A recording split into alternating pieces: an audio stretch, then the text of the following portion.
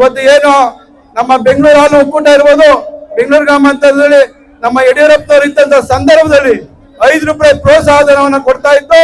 ಇವತ್ತು ನಾವು 10 ರೂಪಾಯಿಗಳನ್ನ ಕೊಡ್ಬೇಕು. ಈ ಸರ್ಕಾರ ಬಂದಾಗಿಂದ ಯಾವುದೇ ಪ್ರೋತ್ಸಾಹಧನ ನೀಡಿಲ್ಲ.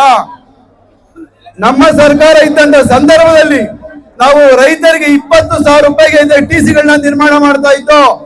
ಇವತ್ತು 3,20,000 ರೂಪಾಯಿ ಕಾಂಗ್ರೆಸ್ ಸರ್ಕಾರ ಬಂದಾದ್ಮೇಲೆ ಮಾಡ್ತಾ ಇದೆ. ರೈತರ ರಾಗಿ ಖರೀದಿಗಳಿಗೆ ಕೇಂದ್ರಗಳಿಲ್ಲ, ಹಾಗೂ ಮೆಕ್ಕೆಜೋಳಕ್ಕೆ ಬೆಂಬಲ ಬೆಲೆ ಇಲ್ಲ, ಕಬ್ಬಿನ ಬೆಲೆಗೆ ಬೆಂಬಲ ಇಲ್ಲ, ಘೋಷಣೆ ಸಹ ಇನ್ನೂ ಕೊಡಕ್ಕಾಗಿಲ್ಲ.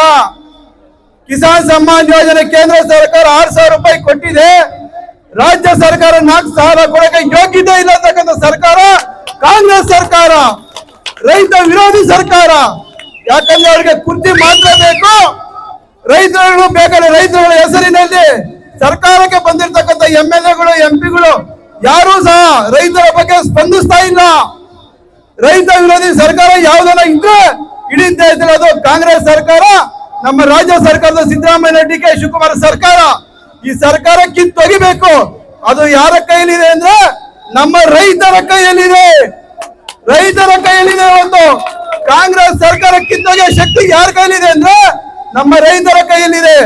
ರೈತರುಗಳು ಮನಸ್ಸು ಮಾಡಿದ್ರೆ ಯಾವ ಸರ್ಕಾರವನ್ನು ಬೇಕಾದ್ರೆ ಕಿತ್ತಾಕ್ಬೋದು, ಆದ್ರೆ ಕಾಂಗ್ರೆಸ್ ಸರ್ಕಾರನ ಕಿತ್ತೊಗಿಬೇಕು ಅಂತ ಹೇಳ್ಬಿಟ್ಟು ನಾವು ಈ ಒಂದು ಕಾರ್ಯಕ್ರಮನ ಹಮ್ಮಿಕೊಂಡಿದೀವಿ.